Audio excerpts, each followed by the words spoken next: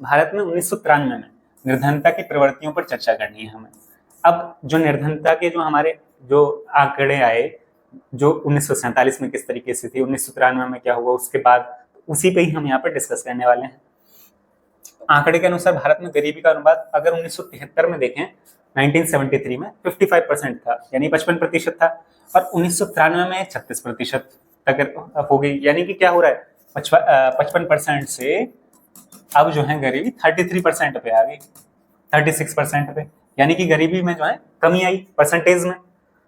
और ये 2000 में क्या हुआ, 2000 में 26% रह गई, और उसके बाद ये 26% पे आ गई, यानी कि गरीबी में जो है कमी आती जा रही है प्रतिशत में। तो यद्यपि पहले 2 दशकों में जो है, यानी कि 1977 से 93 में देखें, तो ये जो है अगर पॉपुलेशन के हिसाब से देखें, परसेंटेज के हिसाब से देखें तो कमी हो रही है यहाँ पे, पर पॉपुलेशन के हिसाब से देखें तो 320 मिलियन यानी 32 करोड़ के करीबन ही रही। जो जनसंख्या थी जो गरीबी रेखा से नीचे थी वो 32 करोड़ ही रही।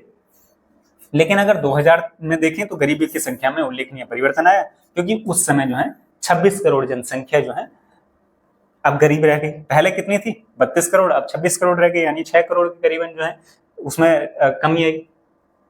और यह भी ध्यान देने योग्य है कि शहरी क्षेत्रों की तुलना में आप देखेंगे ग्रामीण क्षेत्रों में हमेशा जो गरीबी का अनुपात रहेगा वो ज्यादा रहेगा शहरी क्षेत्रों में, क्योंकि आय प्राप्त करने के लिए आपके पास बहुत सारे तरीके होते हैं। आप छोटे छोटे कार्य कर सकते हैं, एक ठेली लगा सकते हैं, आप जो है कुछ छोटी सी चीजें भी बेच सकते हैं। पर ग्रामीण क्षेत्र में कृषि और कृषि संबंधित कार्यों में ही संलिप्त रहते हैं वो मजदूर, जो कृषि मजदूर हैं, इसलिए उनके पास बहुत सारे चीजें उपलब्ध नहीं है जिससे वो आय जनरेट कर सके। पर शहरी क्षेत्रों में वो बहुत सारी पॉसिबिलिटीज होती हैं। यही कारण है कि शहरी क्षेत्रों में जो है और ग्रामीण क्षेत्रों में जो अगर रेशो देखें तो ग्रामीण क्षेत्रों में ज्यादा गरीबी का अनुपात आपको मिलेगा हमेशा।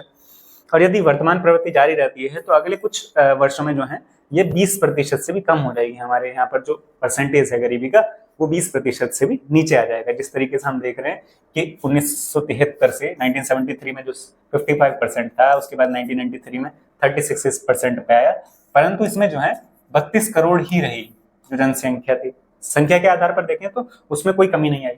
परंतु जब अगर नेक्स्ट 2000 में देखें, यानी 2000 में देखें 1993 के बाद, तो 7 वर्ष में जो है वो 26 करोड़ पे पहुंच गई, 26 करोड़ पे पहुंच गई। तो यानी कि उसमें जो है जनसंख्या में भी कमी आई, प्रतिशत तो कम हो ही रहा था। अगले कुछ वर्षों में इसी तरीके से भारत अगर प्रगति करता है तो 20% से नीचे जो जनसंख्या में जो गरीबी है, हमारे भारत में जो गरीबी रेखा से जो नीचे लोग हैं वो और प्रतिशत कम होता चला जाएगा। तो यही इसमें जो है 1993 में निर्धनता की प्रवृत्तियों पर जो चर्चा थी वो इसमें यही था। 1973 में क्या थी, 55% थी, 1993 में जो है वो 36% पे आई, परसेंटेज में तो कमी आई परंतु जनसंख्या के आधार पर कोई कमी नहीं आई, वो 32 करोड़ के लगभग आसपास में ही रही।